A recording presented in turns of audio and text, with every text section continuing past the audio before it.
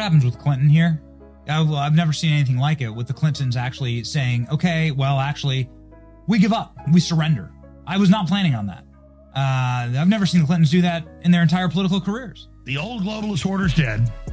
Davos is dead. The UN's dead. And the Clintons now know all their networks. The Clintons were using Wiener and a laptop for blackmail. That's been confirmed. And so they now know they're cut off. Obama's out of power. That's one faction. Hillary's out of power. It's like at the end of the first Godfather. He goes, listen, all your buddies are dead. Every single one of them. I just want you to be truthful on what you did. You know, they take him for a ride after that. Hey everyone, welcome back. I'm Calista Love. I hope you're having a great day.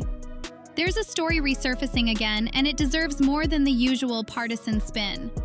We're talking about the Jeffrey Epstein files, the photos, logs, and documents released over the past year, and the fact that Bill and Hillary Clinton have now agreed to sit for sworn, recorded depositions with the House Oversight Committee. Hillary on February 26th, Bill on the 27th. Let's walk through what we actually know, what's been released, and what this next step could mean. Jeffrey Epstein deliberately built a network around powerful people: politicians, billionaires, academics, celebrities. He offered access, private flights, island visits, introductions.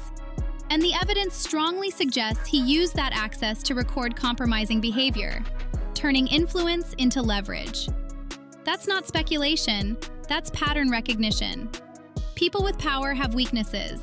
Epstein was exceptionally good at exploiting them. We've had the flight logs for years. Bill Clinton appears on them roughly 26 times, mostly between 2001 and 2003, often tied to trips framed as Clinton Foundation humanitarian work. Donald Trump appears fewer times, mostly shorter flights in the 1990s, and there's documented evidence he later banned Epstein from Mar-a-Lago after an incident involving a young girl. In December 2025, the Department of Justice began releasing batches of photos and documents seized from Epstein's properties. Many feature Bill Clinton, on the plane, at dinners, and then there's that painting, Clinton in a blue dress and red heels, a satirical reference to the Lewinsky scandal that Epstein chose to hang in his townhouse.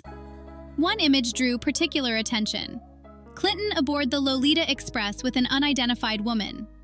Her face is redacted by the DOJ to protect her identity. That's standard procedure. The painting is real. It was displayed in Epstein's home, and it's grotesque in hindsight. There are other images too.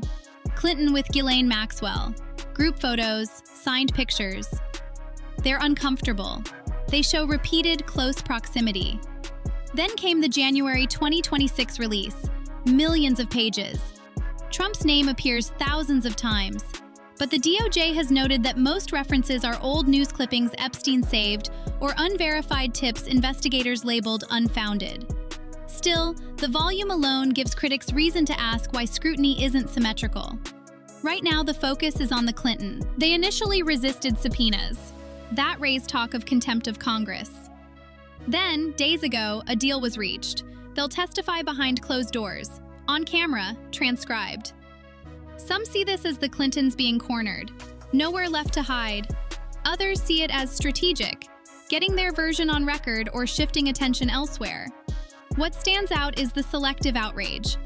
When photos of Clinton surface, some demand immediate accountability. When Trump's name appears in the same files, it's often dismissed as old news or context matters.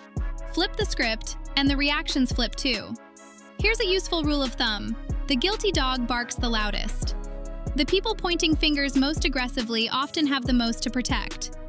Epstein's entire operation thrived on that dynamic, keeping everyone compromised enough that no one could afford to expose the whole thing. Bill Clinton is 79. He has less to lose personally than he once did. Under oath, under penalty of perjury, will he be more candid than in past public statements? Will he name names? Will he finally address the island visits he's always denied? Or will he stick to the claim that he knew nothing about the criminal side? We don't know yet.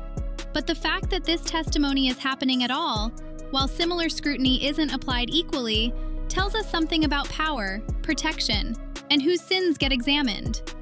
Epstein is dead, supposedly.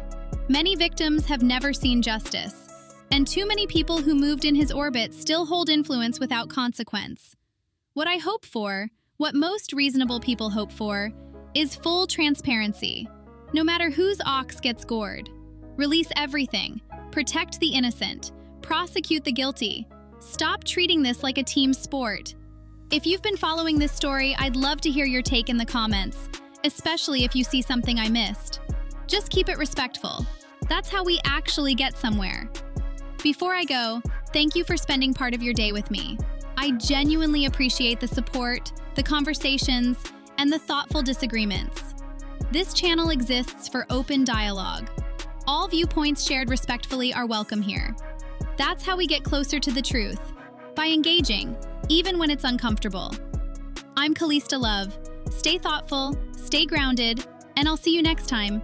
God bless. Mwah! Bye-bye.